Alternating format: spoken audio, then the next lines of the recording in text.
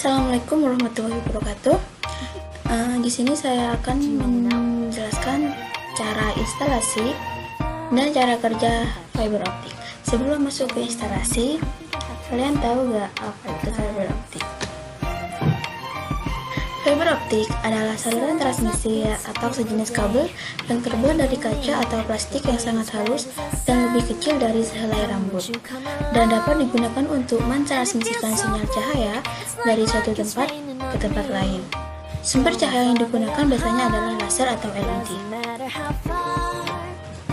Kabel fiber optik harus memenuhi standar internasional dan standar nasional, yaitu yang disebut dengan ITU T Recommendation and STALK, arti kode notifikasi standar pada kabel fiber optik 8/4T menunjukkan jumlah fiber optik dan jumlah tube. SM sejenis fiber single mode. MM multimode. A aerial kabel udara. D kabel duct.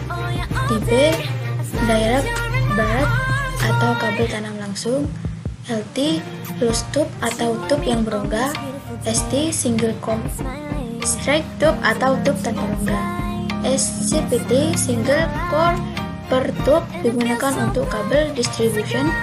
NZDS non-zero dispersion shaped fiber atau fiber tipe J655, yaitu fiber yang mempunyai dispersi sangat kecil.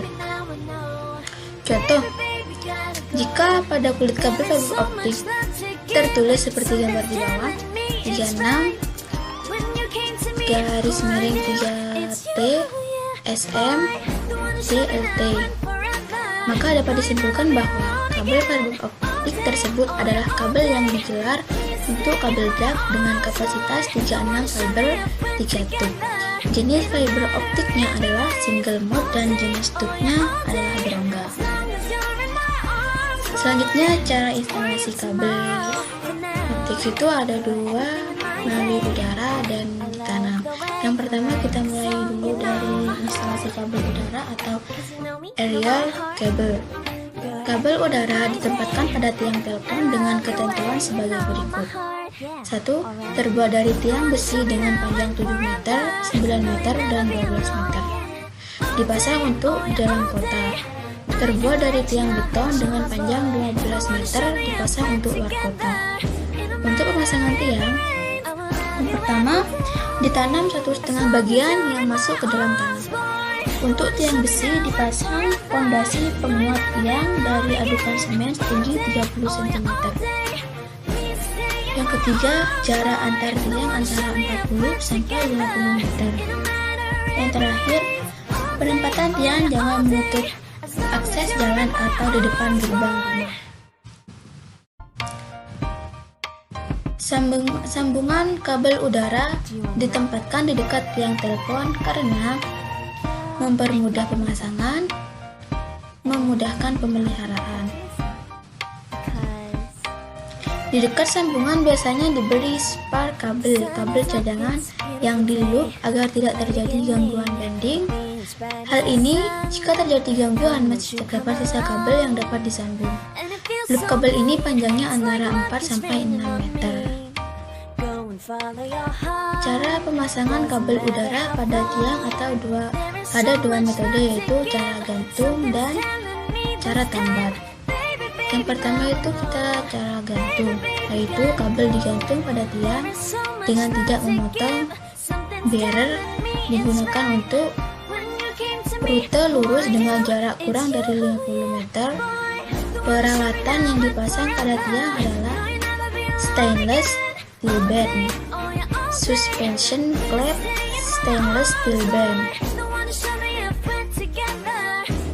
Selanjutnya, cara tambat. Cara tambat digunakan untuk rute belok atau melengkung dan ujung akhir kabel. Jarak antar tiang lebih dari 50 meter. Memotong barrier untuk ditambatkan pada tiang dengan menggunakan span wortel. Instalasi kabel tanah. Yang kedua ada instalasi kabel tanah. Kabel tanah adalah kabel yang diletakkan atau digelar di bawah permukaan tanah dan harus memenuhi standar dari ITU T seri G dan standar nasional seri STIL-K. Penggelaran kabel tanam langsung di bahu jalan dan di trotoar. Pemasangan penggelaran kabel tanam langsung di bahu jalan dan di trotoar. Kedalaman galian untuk trotoar atau bahu jalan adalah sebagai berikut. Tanah yang lembek sedalam 100 meter, tanah yang keras atau berbatu sedalam 80 cm. Pada bagian bawah menggunakan lapisan pasir setebal 20 cm, sedangkan bagian atas ditutup dengan batu koral setinggi 30 cm. Selanjutnya ada pemasangan melintasi jalan raya. Kabel tanah tanam langsung yang melintas jalan raya agar dilindungi dengan pipa galvanis dengan diameter 4 dan menggunakan subdak HDPE dan harus disediakan satu pipa galvanis sebagai cadangan. Selanjutnya pemasangan melintasi parit. Jika melewati parit, agar diberi pengamanan dengan melindungi kabel menggunakan pipa galvanis diameter 2,5 yang ditempatkan dengan dua cara, yaitu yang pertama di bawah parit jika kedalaman parit kurang dari 100 cm, yang kedua di permukaan parit jika kedalaman parit lebih dari 100 cm. Selanjutnya ada cara kerja fiber optik. Fiber optik sendiri bekerja dengan sistemnya sendiri yang juga membedakannya dengan kabel twisted pair atau kabel sosial. Adapun alasan kabel fiber optik dibuat dari serat kaca dan dilapisi dengan kaca, yakni hal tersebut berfungsi untuk mengubah sinyal listrik menjadi gelombang cahaya dengan fungsi cermin di dalam kabel. Dengan demikian, maka fiber optik tentu saja memiliki kelebihan untuk dapat mengurangi efek terhadap gangguan gelombang frekuensi elektrik. Tidak hanya itu, gelombang cahaya yang diciptakan oleh kabel fiber optik pastinya bisa mengirimkan informasi yang lebih banyak dan dapat menyalurkan ke jarak yang lebih jauh. Hal ini merupakan salah satu keuntungan atas menggunakan kabel fiber optik bagi perusahaan Anda. Pasalnya, dengan begitu, koneksi telekomunikasi dapat berjalan lebih stabil dan dapat diandalkan. Mungkin hanya itu saja yang dapat saya sampaikan. Kurang lebihnya mohon maaf. Assalamualaikum warahmatullahi wabarakatuh.